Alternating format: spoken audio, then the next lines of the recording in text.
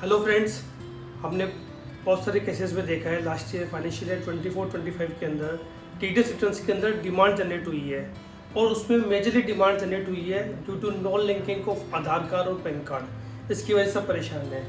पहले हम समझते हैं डिमांड जनरेट क्यों होती है। गवर्नमेंट का रूल है कि यदि कोई भी पैन कार्ड और आधार कार्ड लिंक नहीं आपस में तो उस पैन कार्ड को इनऑपरेटिव माना जाता है, और यदि पैन कार्ड इनऑपरेटिव है तो ये माना जाता है कि उस पर वो टैक्स की रेट लगेगी जो कि नॉन पेन होल्डर लगती है, मतलब 20%।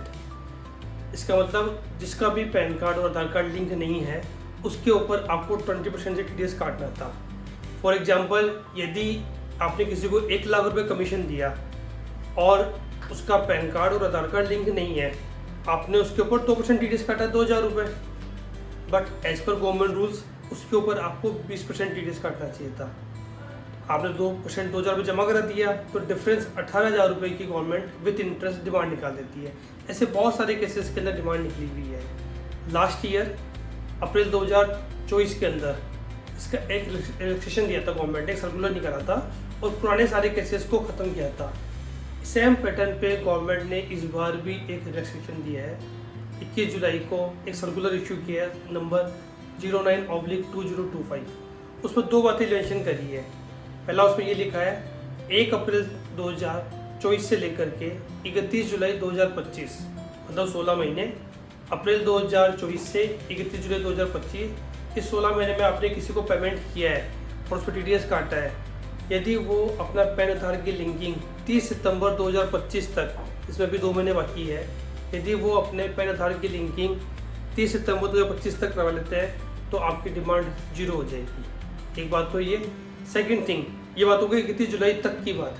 31 जुलाई के बाद में क्या है, 1 अगस्त से रूल ये कर दिया गया है कि यदि 1 अगस्त से आपने किसी का टीडीएस काटा है और उसको भी पेमेंट किया है, यदि वो पेमेंट करने के with in 2 months Aadhaar card और पैन कार्ड की लिंकिंग करवा लेता है तो आपका डिमांड ख़त्म हो जाएगी। यदि आपने जिस महीने में उसको पेमेंट किया है और टीडीएस काटा है उसके 2 महीने के अंदर यदि वो आधार और पैन की लिंकिंग करवा लेता है तो डिमांड नहीं आएगी, डिमांड सही हो जाएगी। अब इसकी तरफ से देखा जाए एक तो लगता है कि हाँ हमेशा के लिए प्रॉब्लम सॉल्व होगी, लेकिन नहीं, ऐसा नहीं है। क्योंकि जनरली हमें पता कब पड़ता है, जब हम रिटर्न फाइल करते हैं फिर डिमांड तो पता पड़ता है कि नहीं इसका पैन आधार लिंकिंग नहीं था। फॉर एग्जाम्पल, आपने किसी का 25 जुलाई को टीडीएस काटा, पेमेंट किया और टीडीएस काटा, उसकी रिटर्न आप सितंबर क्वार्टर एंड की भरोगे अक्टूबर के अंदर, उसकी या तो अक्टूबर या नवंबर में डिमांड आएगी, तब तक ये 2 महीने का टाइम भी लैप्स हो चुका होगा।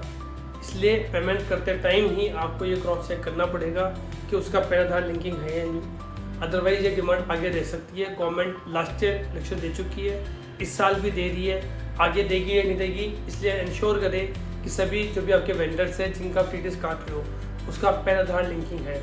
यदि आप श्योर नहीं है तो आप हायर टीडीएस पे जाओ, सामने वाली पार्टी अपने आप आपको स्टेटस बताएगी कि नहीं मेरा पैन आधार लिंकिंग है, क्योंकि उसको टीडीएस कम कटवाना होगा। तो थैंक यू।